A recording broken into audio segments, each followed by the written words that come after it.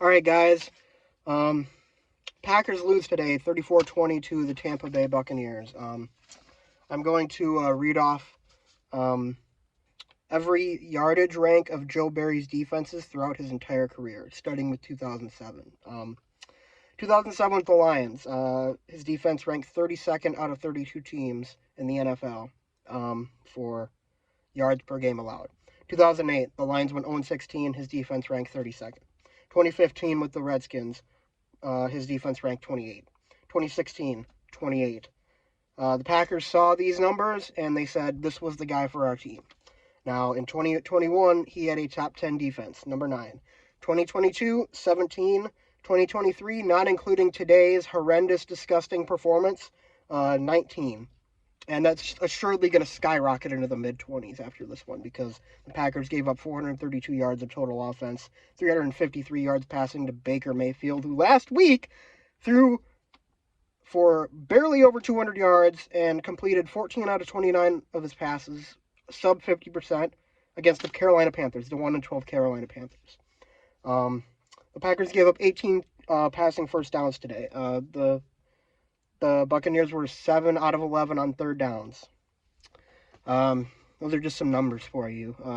If there's any doubt how bad of a defensive coordinator this guy is, I mean, he is.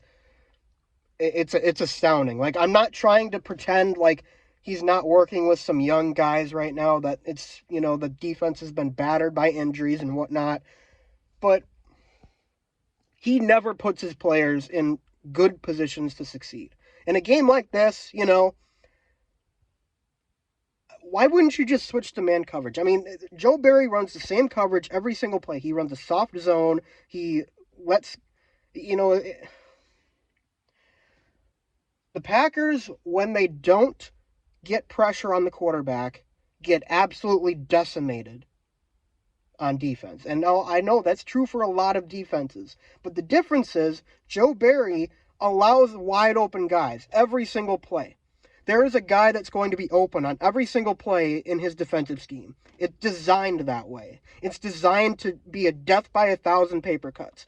And every single time in this game, it was Baker Mayfield, 1-2-3, throw, first down. 1-2-3, throw, third down conversion. 1-2-3, throw, touchdown. That was every single play. If the Packers didn't get home with their front four, that was the result of the play. One of those three. First down, third down conversion, touchdown. One of those three. And Joe Barry didn't change it at all. It was the exact same from start to finish. And I knew it was the beginning of the end when we saw on the final drive of the first half, the Packers went, the Buccaneers got into field goal range like a breeze. It was like I was watching a carbon copy of the Monday night game against Tommy DeVito and the Giants, for fuck's sake. But it was the same thing. It was 1-2-3, first down, 1-2-3, first down, and chunk plays too, not just like little chippy stuff, not like 5 or 6 yard gains. It was chunk plays.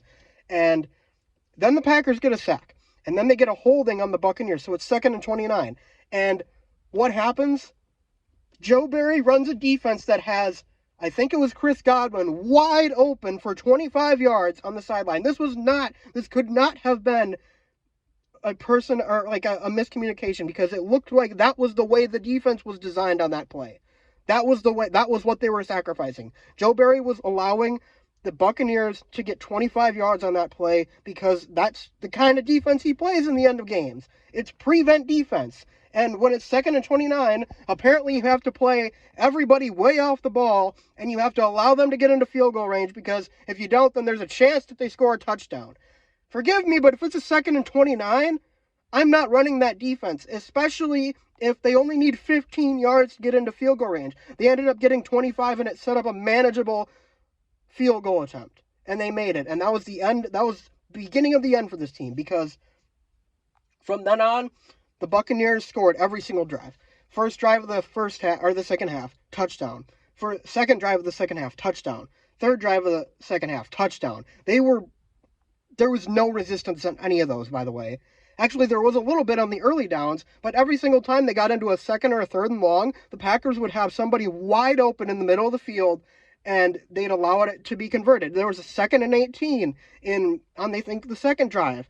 after the Packers had cut it to 3, a 2nd and 18 after a sack by Kenny Clark, and Godwin's wide open. Godwin is wide open, streaking down the middle of the field, and it's a first down conversion that's 21 yards. There's a 3rd and 12 that might have been on the first drive of the second half, or the first half, and there's just a guy sitting wide open beyond the sticks. There is no way that there were that many blown coverages in that game. That is all by design, according to Joe Barry's defensive scheme. And I swear, if he's employed by tomorrow morning, I'm going to actually be furious, because at this point, what's the benefit? What's the benefit of keeping him on? Like, is the defense going to get better whether he stays or not? Of course not. Probably not. But you have to send a message that this isn't acceptable. Jordan Love went out there and played a great game today. 29-39, 284 yards, 2 touchdowns. I mean, in the second half especially, that dude was absolutely on point. That touchdown throw to Jaden Reed was something special, man. That was like straight out of 2011 Aaron Rodgers playbook. Like, that is a throw that very few quarterbacks can make. And Jordan Love's performance in the second half today was completely overshadowed by the fact that the defense could not get any stops, could not get off the field on 3rd down once in the second half. There was one punt, I think, forced by Green Bay's defense all day. That is not acceptable. And, for the last few weeks, they've been riding off of this, the points per game are great, the points per game are great. That's because the Packers' offense has kept the defense off of the field. I would love to see the drive success rate for every one of those games. It's probably not that great for the defense. And I'm pretty sure all the analytics say that the Packers defense is not very good. It's in the bottom 10 at least. And you guys saw the numbers. I mean, the Packers saw the 32nd ranked defense twice, the 28th ranked defense twice, and said, yep, that's our guy. And from the sound of it, with Matt LaFleur being buddies with Joe Barry, it sounds like it was a personal Matt LaFleur hire. And I mean, if Matt LaFleur doesn't want to fire him, if I'm Brian Gutekunst, I'm firing him. I'm firing him right now. I'm on the phone right now saying, sorry, Joe, you're done. You're out of here. I can't have this anymore. I don't care what Matt LaFleur thinks. He needs to be gone. And if Matt LaFleur says it's him or me, I'd say, see you too, Matt LaFleur, because, I mean, you can't keep doing this. The Packers will never compete with Joe Barry as defensive coordinator. They will never compete. They will... maybe they would get lucky if their offense continues to grow and they make the playoffs a few times, but you'll never be a Super Bowl contender with Joe Barry. And you cannot continue to have that guy as your defensive coordinator actively tanking your young quarterback's promising start to his career. Like, there have been so many games this season that the Packers should have won and Jordan Love played really well in, but Joe Barry completely blew it in the end of the game. The defense blew it at the end of the game. This is like 2008 all over again for the Packers. It's like 2008 all over again. The Packers had Aaron Rodgers that year, first year starting. He had a lot of, games where he led a go-ahead drive in the fourth quarter, or he played really well, but then the defense would give it right up at the end of the game, and they'd walk away with a loss, and they ended up 6-10. Now, I mean, the offense has looked really good so far in the at least since, the Chargers game. I really think they have started to put it together, and even with all the injuries, they didn't have Reed for much of the second half. They didn't have Watson today. They didn't have A.J. Dillon. They're still moving the ball well. They're still putting points on the board. Jordan Love is still looking like he's, despite a few misses here and there, looking like he's the guy. I mean, you have to send a message tomorrow morning.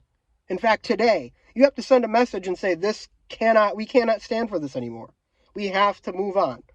We cannot allow what we're building here to go for nothing because we're too stubborn to release a defensive coordinator that's never had a good defense in his career. And like I said, you saw the numbers. I mean, 32nd ranked twice. He was the defensive coordinator of the first 0-16 team in NFL history. He was the defensive coordinator of 4 straight bottom 4 defenses in the league. And somehow the Packers said, oh, yep, we're okay with bringing this guy in who's never been successful in his entire career. It's just so frustrating. It's just so frustrating.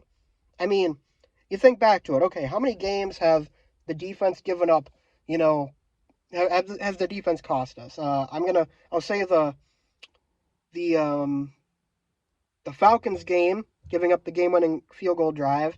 The Broncos game, some of that was on Love too with the bad interception, but overall Love played a decent game in that game, I think. Let's see. Definitely the Giants game.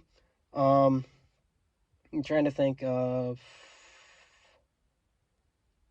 There's got to be more than just that. I mean, today for sure, that's 4 right there. I'm not going to say we win all 4, but say we win 2. I mean, we're sitting here at 8-6 instead of 6-8.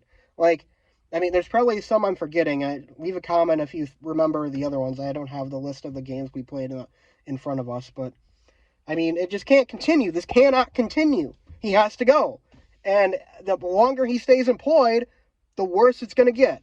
And I think Matt LaFleur made some comments about, he wants consistency on that side of the ball.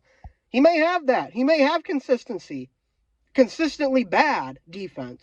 I would rather have inconsistent good defense than consistently bad defense, because the Packers are consistently bad on that side of the football. They haven't had a good defense in Green Bay, a genuinely good defense that I trusted to get stops when it mattered since the Super Bowl year. It's been since then. It's really been since then. Maybe second half of 2014. But other than that, I mean, this defense has been bad for so long, it cannot continue. If the Packers want to get to that point, if they want to get to another Super Bowl to be contenders again, they have to get a defense that is worth shit. And right now they don't have it, and they're never going to have it with Joe Barry, and they need to realize that right now and wake up and fire him. But yeah, other than that, the offense looked good today. I liked a lot of what I saw from Love. Dontavian Wicks had a fantastic game.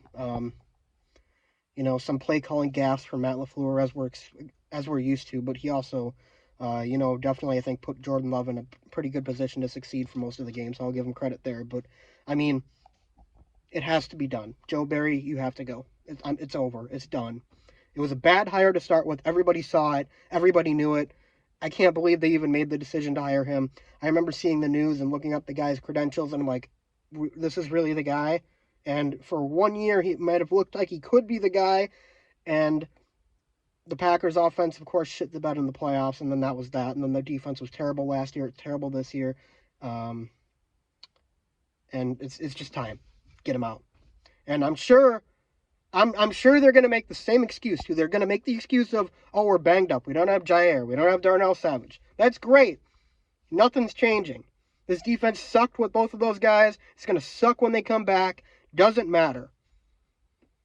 Get them out, and then we can start talking about the Packers maybe contending again next year. But, they've won enough games to get themselves into playoff consideration. Then they backed up 3 steps the last 2 games, and, now it's like, okay, we're done. We have to move on. And if he's not gone by Monday, I don't know. I'm hoping I can make a video that says Joe Barry gets fired by, sometime tomorrow, but we'll see. But anyways, that's all I got to say in this video. I'd love to hear your guys' thoughts still in the comment section below. Do you think Joe Barry should be fired?